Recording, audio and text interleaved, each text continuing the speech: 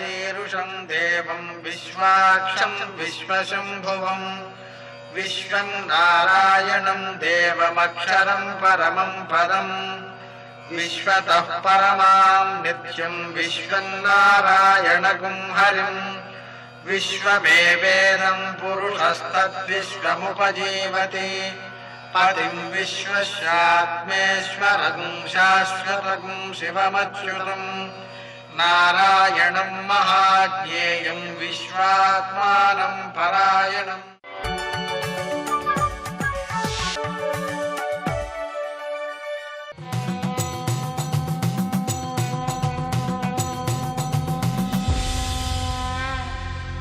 శతక సాహితీ సరస్వతికి నమస్కారం. చైత్రమాసమునందు శ్రద్ధనిన్ సేవింప స్వర్ణదాన ఫలంబు ప్రాప్తమగును, వైశాఖమందున వచ్చి నిన్ సేవింప గోదాన ఫలితంబు కూడుకొనును, జ్యేష్ఠమాసంబున చేరి నిన్ సేవింప బంగారమొసగిన ఫలితమబ్బు, ఆషాఢమందు నిన్న ఆసక్తి గొలిచిన కోటి గోగణదాన గుణముగలుగు, శ్రావణం బందు భూదాన సౌఖ్యమబ్బు, భాద్రపదమందు గోదాన ఫలితమబ్బు, దేవ నీ తీర్థమహిమంబు తెలుపతరమే మౌని హృదయేశ శ్రీశైల మల్లికేశ. ఈ స్వామి యొక్క క్షేత్రాన్ని దర్శించినటువంటి వారికి ఒక్కొక్క మాసంలో ఆ శ్రీశైల మల్లికార్జునుణ్ణి దర్శించినట్లయితే ఒక్కొక్క విధమైనటువంటి దివ్య ఫలం చేకూరుతూ ఉంటుంది. చైత్రమాసమునందు శ్రద్ధనిన్ సేవింప స్వర్ణదాన ఫలంబు ప్రాప్తమగును. చైత్రమాసంలో ఈ శ్రీశైల మల్లికార్జునుణ్ణి దర్శించినట్లయితే సువర్ణదానం చేసినటువంటి ఫలం కలుగుతుంది. బంగారాన్ని కొని దానం చేసేటువంటి శక్తి అందరికీ లేకపోవచ్చు, చెయ్యాలని మనస్సులో ఉండవచ్చు. అటువంటి వారెవరైనా చైత్రమాసంలో ఈ శ్రీశైల మల్లికార్జున స్వామిని దర్శించినట్లయితే వారికి సువర్ణదానం చేసినటువంటి ఫలం చేకూరుతుంది. వైశాఖమందున వచ్చి నిన్ సేవింప గోదాన ఫలితంబు కూడుకును. వైశాఖ మాసంలో వచ్చి ఈ శ్రీశైల మల్లికార్జునుణ్ణి దర్శించిన వారికి ఒక గోవును దానం చేసినటువంటి ఫలం కలుగుతుంది. జ్యేష్ఠమాసంబున చేరి నిన్ సేవింప బంగారమొసగిన ఫలితమబ్బు. జ్యేష్ఠమాసంలో వచ్చి ఈ శ్రీశైల మల్లికార్జునుణ్ణి దర్శించినట్లయితే మళ్ళీ స్వర్ణదానం చేసినటువంటి ఫలం కలుగుతుంది. మరి ఆ స్వర్ణదానానికి ఈ స్వర్ణదానానికి తేడా ఏమిటి అంటే, ఆ స్వర్ణదానం అది బంగారం ఒక ముద్దగా ఉండేటువంటిది, కానీ జ్యేష్ఠమాసంలో చేసేటువంటిది అది ఒక హారం రూపంలో ఉండేది. హారములు చేయించి బంగారు హారములు దానం చేసినట్లయితే ఎటువంటి ఫలమో అటువంటి ఫలం ఈ జ్యేష్ఠమాసంలో ఈ స్వామిని దర్శించినటువంటి వారికి కలుగుతుంది. ఆషాఢమందు నిన్న ఆసక్తి గొలిచిన కోటి గోగణదాన గుణము గలుగు. ఆషాఢమాసంలో వచ్చి చేసినట్లయితే నీ దర్శనం వారికి కోటి గోవులను దానం చేసినటువంటి ఫలం కలుగుతుంది. అదే వైశాఖ మాసంలో వస్తే గోదాన ఫలితంబు కూడుకొనును. వైశాఖ మాసంలో వచ్చి దర్శనం చేసిన వాడికి ఒక్క గోవును దానం చేసినటువంటి ఫలం కలుగుతుంది. ఆషాఢమాసంలో చేసినట్లయితే కోటి గోగణదాన గుణము కలుగు. ఎందుకనంటే ఆషాఢమాసం వచ్చేటప్పటికి వానలు పడతాయి, ఎండలు తగ్గుతాయి. ఇక ఆ సమయంలో ఒకవైపున వానలు పడి పడకుండా ఉన్న తరుణంలో ఈ అడవులన్నీ కూడా ఆకు రాలిపోయి కార్చిచ్చు అంటుకునేటువంటి అవకాశం ఉంటుంది. ఇటువంటి పడితే వానలు విపరీతంగా పడతాయి. ఆ కొండ ప్రాంతంలో నదులు పొంగుతూ ఉంటాయి. ఈ సందర్భంలో కార్చిచ్చు కూడా అంటుకుని వ్యాపించే అవకాశం ఉంటుంది. ఇటువంటి విషమ పరిస్థితులలో ఈ అడవులలో నుండి నిన్ను దర్శించాలని వచ్చేటువంటి వాడికి అధికమైన ఫలాన్ని ఇవ్వాలి కనుక ఇటువంటి ఫలాలను అనుగ్రహిస్తున్నావయ్యా నువ్వు. ఆషాఢమందు నిన్న ఆసక్తి కొలిచిన కోటి గోగణదాన గుణము గలుగు శ్రావణం బంధు భూదాన సౌఖ్యమబ్బు. శ్రావణ మాసంలో వర్షధారలలో ఈ అడవులలో నుండి ప్రయాణం చేసి వెళ్ళి ఆ స్వామిని దర్శించినట్లయితే వారికి భూదానం చేసినటువంటి ఫలం కలుగుతుంది. భాద్రపదమందు గోదాన ఫలితమబ్బు. భాద్రపద మాసంలో ఈ స్వామిని దర్శించిన వారికి కూడా గోదాన ఫలం కలుగుతుంది. మౌని హృదయేశ శ్రీశైల మల్లికేశ. ప్రధానంగా దానములలో గోదానము, భూదానము, సువర్ణదానములు చేసినటువంటి ఫలం చైత్రము నుండి శ్రావణం వరకు చేసేటువంటి మాసములలో ఎలా ఈ పరమేశ్వరుడు అనుగ్రహిస్తాడో తెలియజేస్తూ భక్తి తత్పరతతో చక్కని పద్యరచన చేసి స్కాంద పురాణాంతర్గతమైన ఎన్నో విషయములను, శివదర్శన మహిమలను వివరిస్తూ చక్కని పద్యరచన చేసి గొప్ప శతకాన్ని మనకు అందించిన శివభక్తి తత్పరులు పండిత కవులు శ్రీ ముప్పాళ గోపాలకృష్ణమూర్తి గారి శ్రీశైల మల్లికేశ శతకంలోని మరి ఒక పద్యం గురించి రేపు ఉదయం తెలుసుకుందాం. ఓం నమః శివాయ.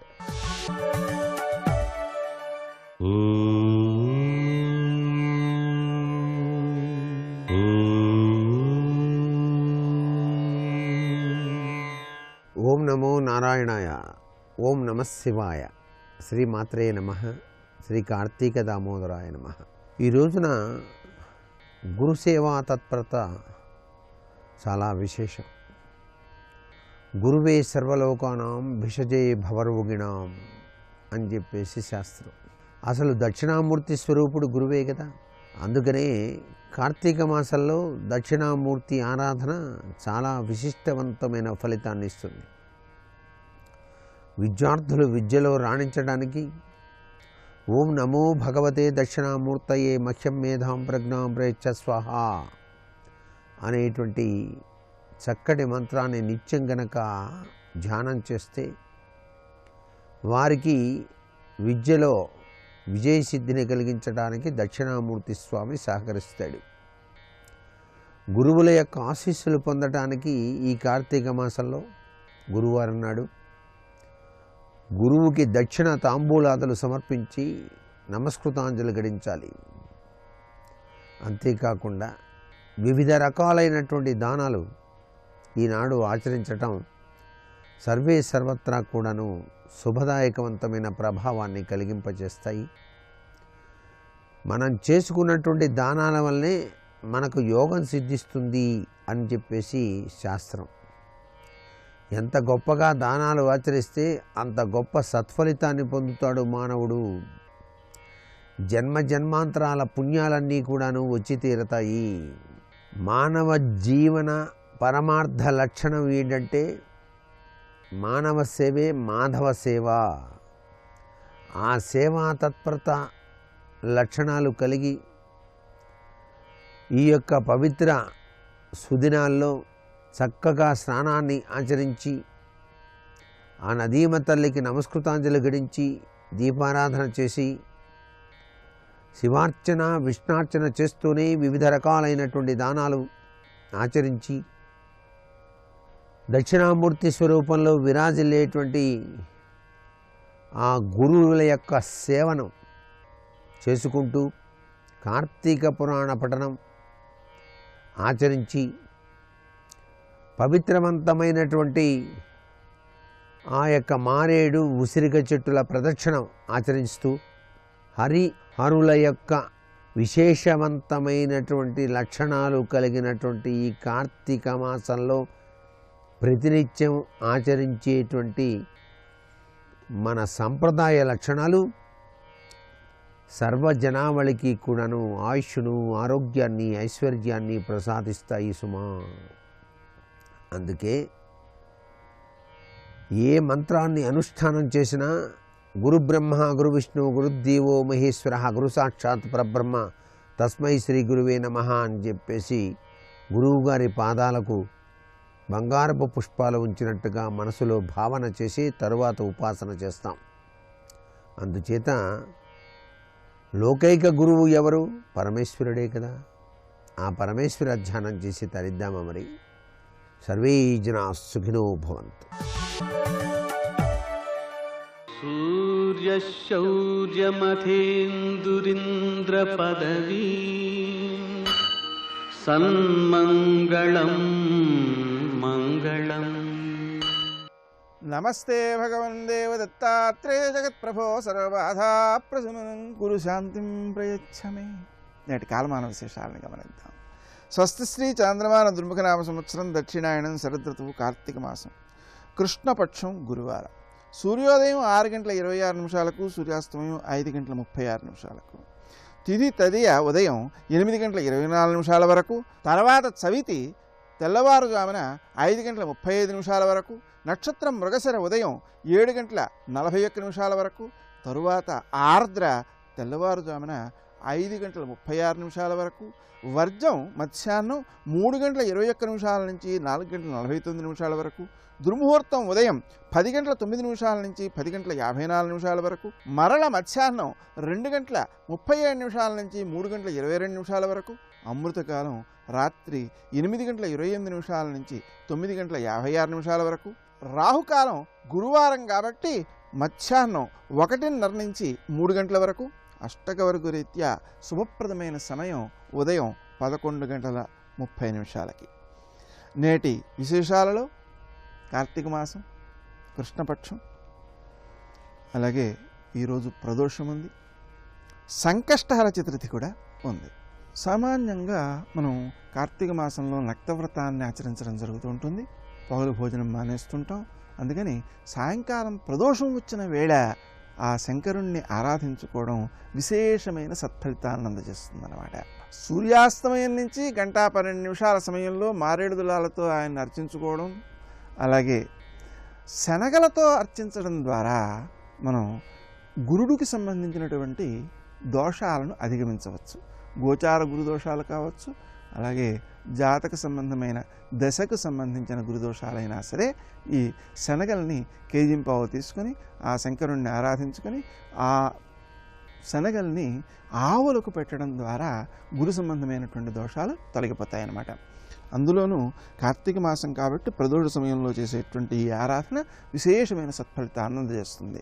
అలా ప్రదోషం అయిపోయిన తర్వాత ఇవాళ మరి సంకష్టహర చతుర్థి కదా, అందుకని ఆ గణపతిని ఆరాధన చేసుకోవడం, నూపప్పుతో చిమ్మిలి చేసి వాటిని 21 ఉండలు నివేదనకు, 21 ఉండలు వాయనం ఇవ్వడానికి వినియోగించడం, 21 పుష్పాలతో పూజించుకోవడం, 21 దూర్వాయుగ్మములతో, 21 పత్రులతో పూజించుకోవడం, ఆ సంకష్టహర చతుర్థి వ్రతగాథ వినడం, అలాగే చంద్రోదయం అయిన తర్వాత అంటే మనకి ఈ రోజున రాత్రి 8:32 చంద్రోదయం అనమాట.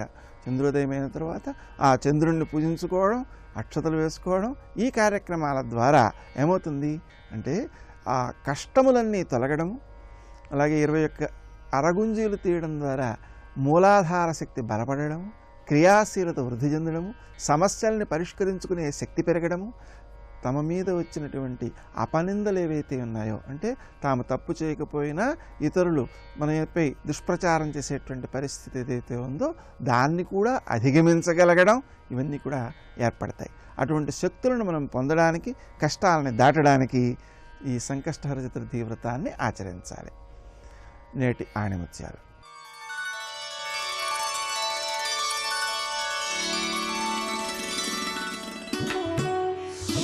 ధనాది సంపదల కంటే భక్తి ఒక గొప్ప సంపద.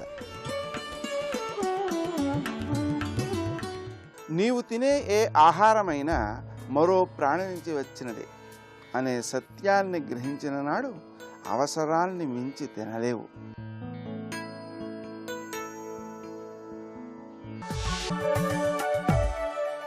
నమో నమో సుబ్రహ్మణ్య శ్రీ వరదా ఉషోదయం నేను కొలిపినది నీ కృతిగా వల్లీస దేవసేనేశ భక్తపాలన తత్పరా దరహాసముఖాంభోజ సుబ్రహ్మణ్య నమోస్తుతే దేవాయుద్ధే యాగే విప్రాః స్వీయాం సిద్ధిం హ్వాయం హ్వాయం యం సిద్ధ్యంతి స్కందం దేవం సుబ్రహ్మణ్యోం సుబ్రహ్మణ్యోం యో వై స్కందపృష్టః శంభోః సత్యం జ్ఞానం బ్రహ్మాద్వైతం ఓంకారార్థం ప్రాహస్మేత్థం సుబ్రహ్మణ్యోం సుబ్రహ్మణ్యోం. శివాయ గురవే నమః. శ్రీమాత్రే నమః. శ్రీ విష్ణురూపాయ నమః శివాయ. శరవణ భవ శరవణ భవ శరవణ భవ పాహి మాం. శరవణ భవ శరవణ భవ శరవణ భవ రక్ష మాం. నమో మహద్భ్యో ఋషిభ్యో గురుభ్యో నమః. శ్రీ శారదాంబాయై నమః. శ్రీ చంద్రమౌళీశ్వరాయ నమః. శ్రీ సుబ్రహ్మణ్యాయ నమః. జగద్గురుమయమైన ఈ సభా సదస్సుకి సవనీయ నమస్సు సమర్పణ చేసుకుంటూ జగద్గురువులు శ్రీ శ్రీ శ్రీ భారతీతీర్థ మహాస్వామి వారు విధుశేఖర భారతీ స్వామి వారి యొక్క ఆశీస్సులతో సుబ్రహ్మణ్య భుజంగ స్తోత్రాన్ని చెప్పుకోబోతున్నాం. కార్తీక మాసానికి కార్తికేయుడికి సంబంధం ఉన్నది. సాధారణంగా కార్తీక మాసం అంటే మన వైపు శివునికి చాలా ప్రశస్తి, ధనుర్మాసం అంటే విష్ణువుకి ప్రశస్తి అని ఒక అభిప్రాయం ఉన్నది. కానీ కార్తీకం సర్వదేవతలకి ప్రీతికరమైనది, ప్రధానంగా కుమారస్వామి ప్రీతిపాత్రమైనటువంటి మాసం. మనం సుబ్రహ్మణ్య స్తోత్రం చెప్పుకోవడం జగద్గురువుల అనుగ్రహంగా మనం భావన చేసుకుంటున్నాం. ఇప్పుడు సుబ్రహ్మణ్య తత్వాన్ని చెప్పుకోవడానికి మనం ఆధారంగా తీసుకుంటున్నటువంటి గ్రంథం ఆదిశంకర భగవత్పాదులు వారు రచించినటువంటి సుబ్రహ్మణ్య భుజంగ స్తోత్రం. ఇది భుజంగ స్తోత్రం అని పేరు వ్యాప్తిలో ఉంది. ఈ ఛందస్సు పేరు భుజంగ ప్రయాతం. అందుకే భుజంగ ప్రయాతం అనేది సుబ్రహ్మణ్యునికే చెల్లు. భుజంగ ప్రయాతం అనే ఛందస్సు అనేక మంది కవులు వాడారు. అందున శంకర భగవత్పాదుల వారు ప్రభావం ఎంత గొప్పగా ఉంటుందంటే ఆయన ఒకటి సృష్టి చేస్తే దాని ప్రభావం తర్వాత మహాత్ముల మీద ఉంటూ అదే బాణిలో చాలామంది తయారు చేస్తారు. ఆయన కరావలంబ స్తోత్రములు రాశారు లక్ష్మీ నృసింహస్వామి మీద. ఎన్ని కరావలంబ స్తోత్రాలు వచ్చాయో లెక్కలేదు. అలాగే ఆయన కనకధారా స్తోత్రం అంటూ రాస్తే అనేక మంది మళ్ళీ కనకధార స్తోత్రాలు రాశారు. అదేవిధంగా ఆయన భుజంగ ప్రయాతం రాశాక చాలామంది మళ్ళీ భుజంగ ప్రయాతాలు తీసుకొచ్చారు. మన శారదా భుజంగ ప్రయాతం కూడా చేస్తూ ఉన్నాం. భజే శారదాంబాం అజస్రం మదంబాం అని. దీన్ని బట్టి శంకరుల ప్రభావం ఎంత గొప్పదో తెలుస్తున్నది. ఒక మహాత్ముడు ఒక గొప్ప ప్రక్రియ చేశాక తర్వాత తరాలు చాలామంది దాన్ని అనుసరించడంలోనే ఆయన ప్రభావం, ఆయన ప్రతిభ, ఆయన యొక్క గొప్పతనం ఎంత ఉందో అర్థమవుతుంది. అందుకే శంకరుల యొక్క ప్రక్రియలో చూపించినటువంటి అద్భుతాలు ఇవి.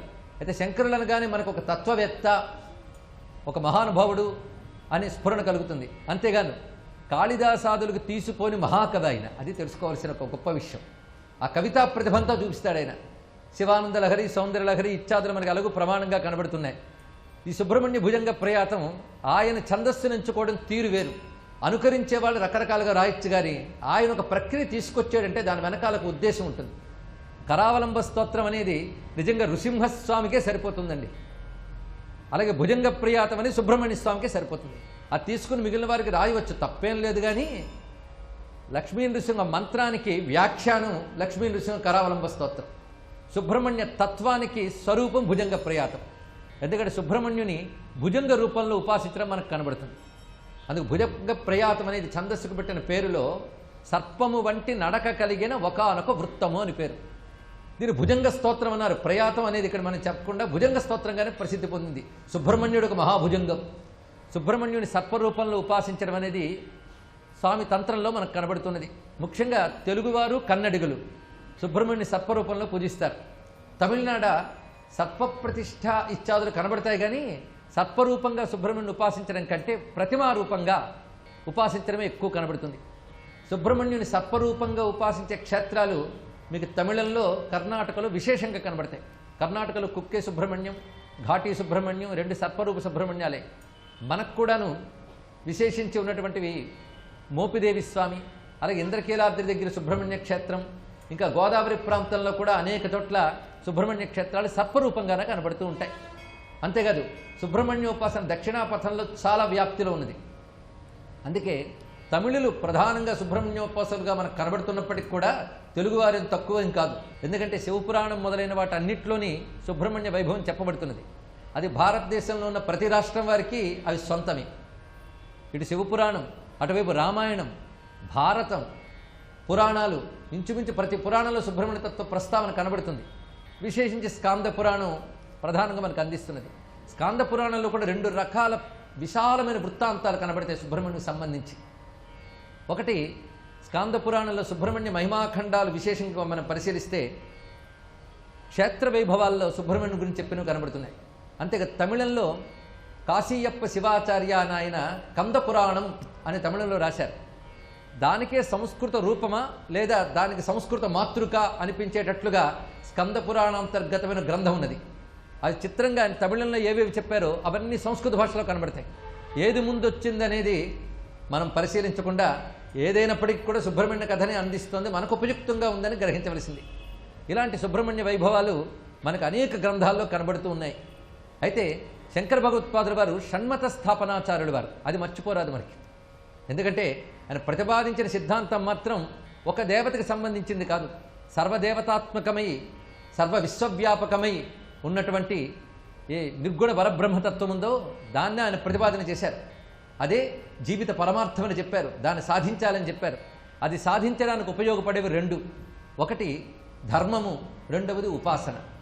జీవన విధానం ధర్మబద్ధంగా ఉండాలి, ఈశ్వరుని ఆలంబన ఉండాలి. అప్పుడే మనం ఇహము పరము కూడా సాధించగలం. అందుకు ధర్మ ప్రేరకమైన వాక్యాలను తెలియజేశారు, ఉపాసనాపరమైన అంశాలు చెప్పారు. ఇది ఉపాసన అంటే ఎవడికి ఏది తోచితే, ఎవడికి ఏది ఇష్టపడితే అది ఉపాసించకపోతే ఎలాగా?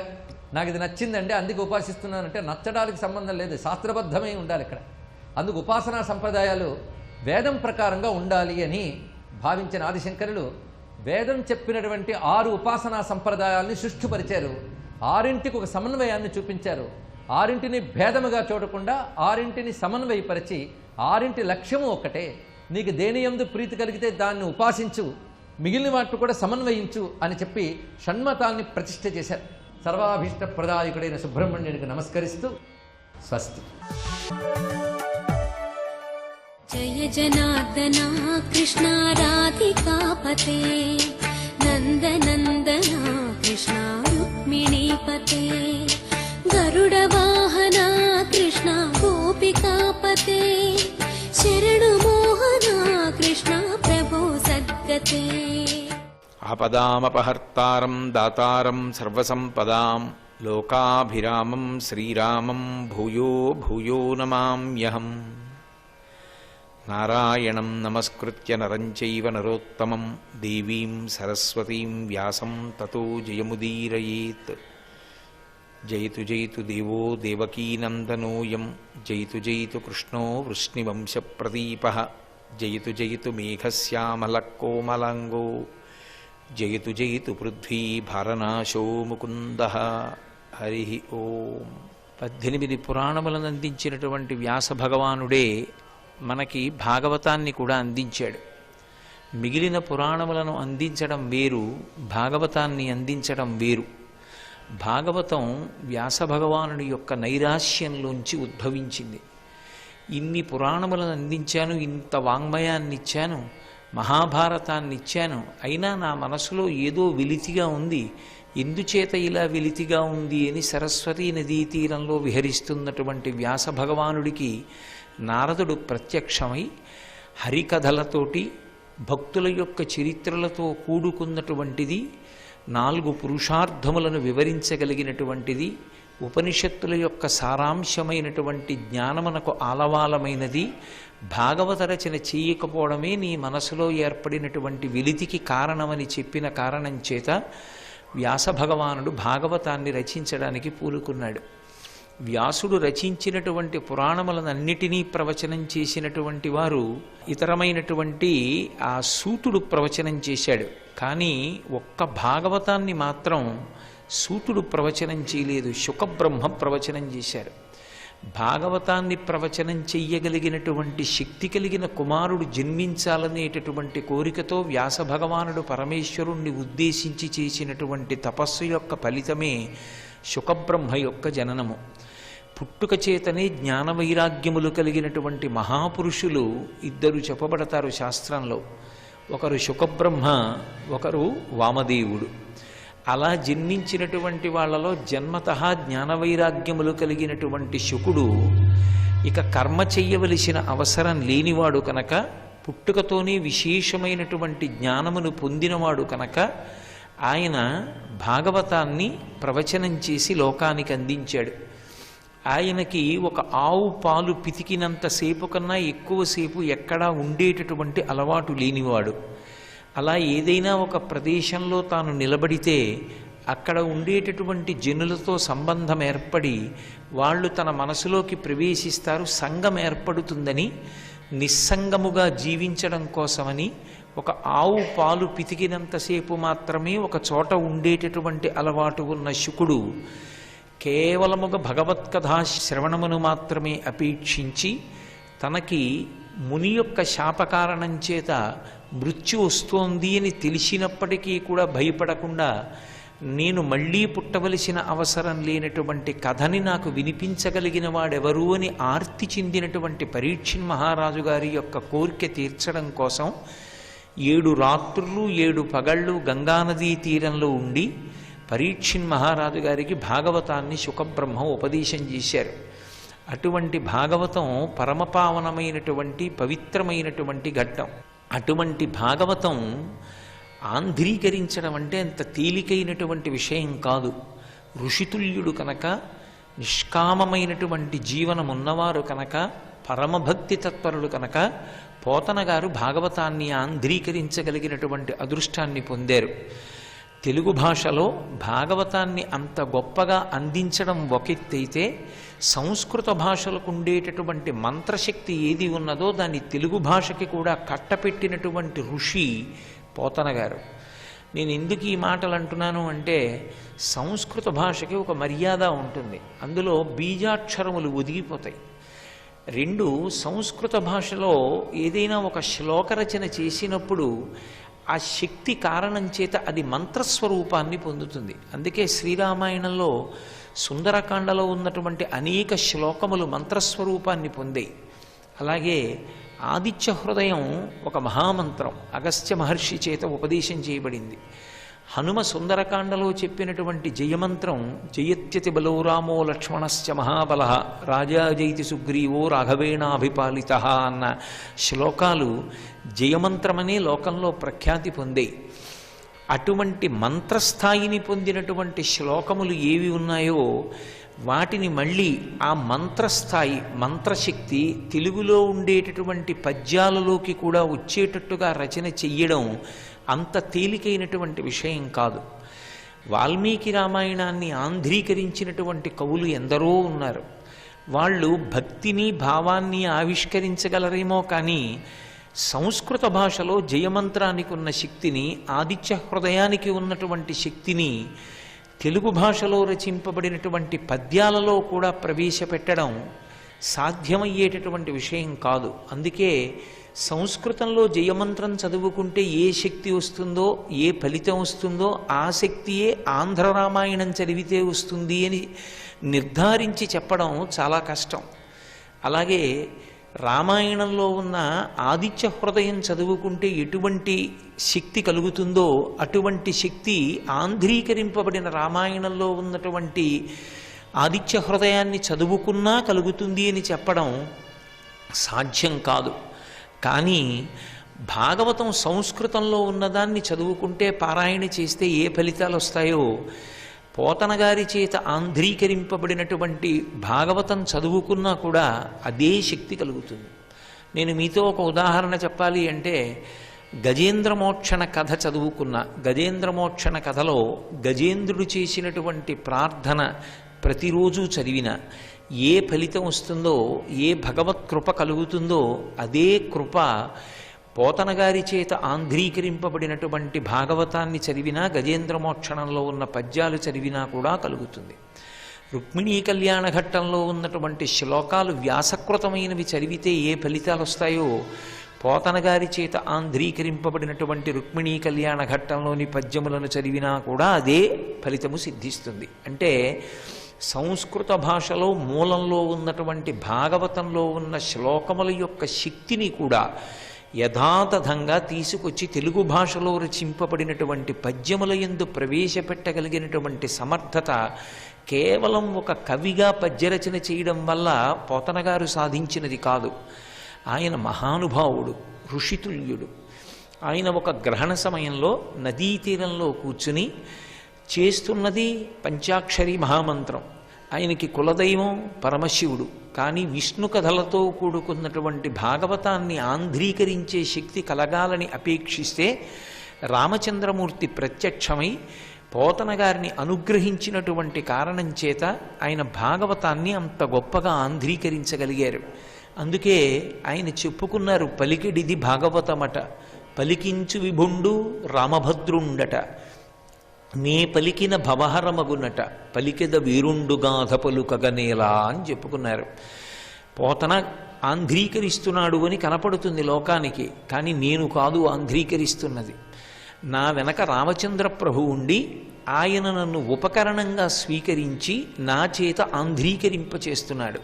ఎందుకు నన్ను ఉపకరణంగా స్వీకరించాలి అంటే, నేను ఇంకా మళ్ళీ పుట్టవలసినటువంటి అవసరం లేని స్థితిని నాకు కల్పించాలని, ఈ భవరోగం నుండి నన్ను విముక్తుణ్ణి చెయ్యాలని, జనన మరణ చక్రస్వరూపమైనటువంటి సంసారము నుండి నన్ను ఉద్ధరించాలని, ఇక పుట్టవలసిన అవసరం లేని పునరావృత్తిరహిత శాశ్వత శివ సాయుధ్య స్థితిని నాకు కల్పించాలని నా యందు అనుగ్రహంతో రామచంద్ర ప్రభువు నన్ను ఉపకరణంగా స్వీకరించి నా చేత భాగవతాన్ని ఆంధ్రీకరింపచేసి ఆ ఫలితంగా నాకింత గొప్ప వైభవాన్ని కట్టపెట్టాలనుకుంటున్నారు తప్ప ఇది నా అంత నాకు కలిగినటువంటి శక్తి కాదని విశేషమైన వినయాన్ని ఆవిష్కరించినటువంటి మహాపురుషులు పోతన గారు. అందుకే పోతన గారి చేత రచింపబడినటువంటి భాగవతం రామచంద్రమూర్తికే అంకితం ఇవ్వబడింది తప్ప ఎన్ని రకములైన ప్రలోభములు వచ్చినప్పటికీ కూడా పోతన గారు భాగవతాన్ని రాజులకు అంకితం ఇవ్వడానికి అంగీకరించలేదు. కేవలముగా ఏదో మనసుని నిగ్రహించుకుని, ఇస్తానన్నాను కాబట్టి ఇవ్వాలి, ఈ ఇవ్వడం వల్ల నాకింత పోయిందన్న బాధతో ఇచ్చిన వారు కాదు. వారి యందున్నటువంటి భక్తి వైరాగ్యములను పరిశీలనం చేస్తే వారు రచన చేసినటువంటి ఒక్క పద్యంలో తెలుస్తుంది. సర్వం శ్రీ ఉమామహేశ్వర పరబ్రహ్మార్పణమస్తు. స్వస్తి.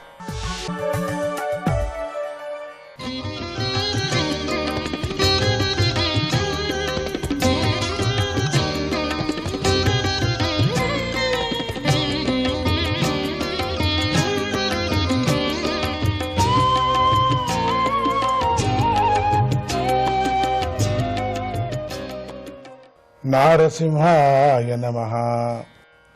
ఓ పరీక్షణ్ మహారాజా, ఎవడైతే ప్రాణాలు తీయకుండా వేదవేత్తకు గాని ఇతరులకు సంబంధించిన బంగారము, రత్నాలు మొదలైన వాటిని అపహరిస్తాడో లేదా వారి వద్ద నుండి బలాత్కారంగా లాక్కొంటాడో వాడిని మరణించిన తరువాత యమకింకరులు కాలే ఇనుప గోళ్లతో, ఆ ఇనుప గోళ్ళు అంటే చాలా పెద్ద పెద్ద గుళ్ళవి, దాంతో కొడతారట.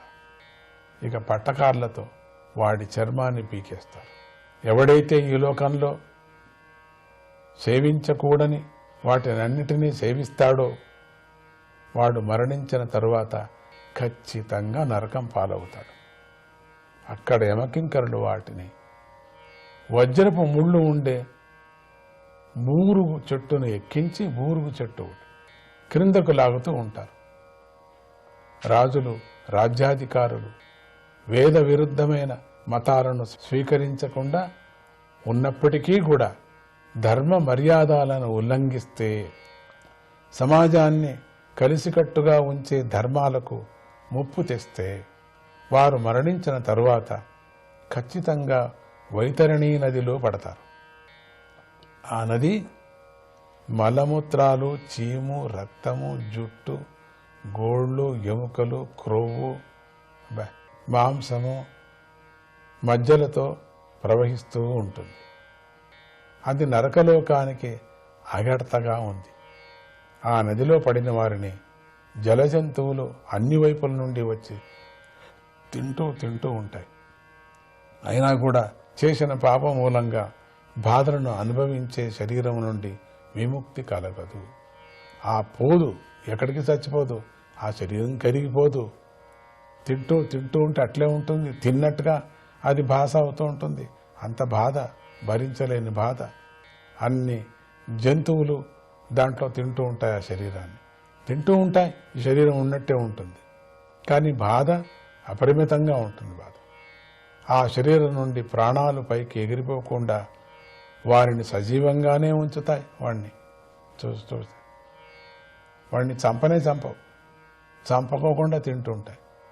అప్పుడు వారు తాము చేసిన పాపాలను ఎప్పుడూ గుర్తు చేసుకుంటూ ఎంతో బాధపడుతూ ఉంటారు.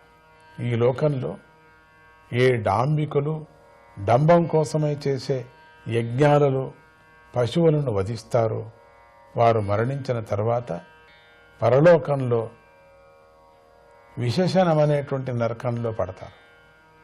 అక్కడ యమకింకరులు వారిని నానా బాధలు పెట్టి పీడిస్తూ ఉంటారు.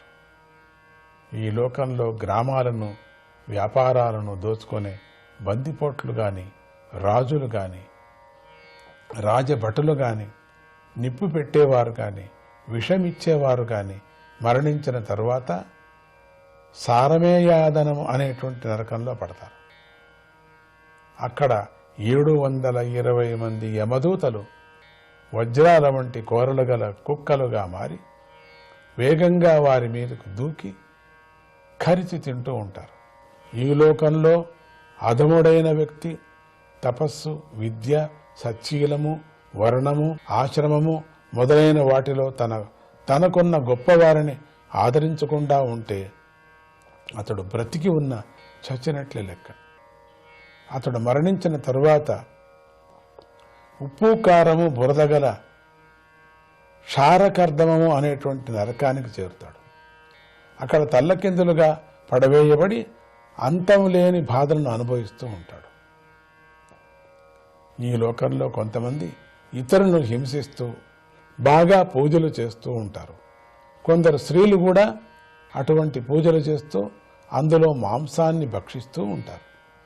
వారందరూ మరణించిన తరువాత రక్షోగణ భోజనము అనే నరకంలో పడతారు.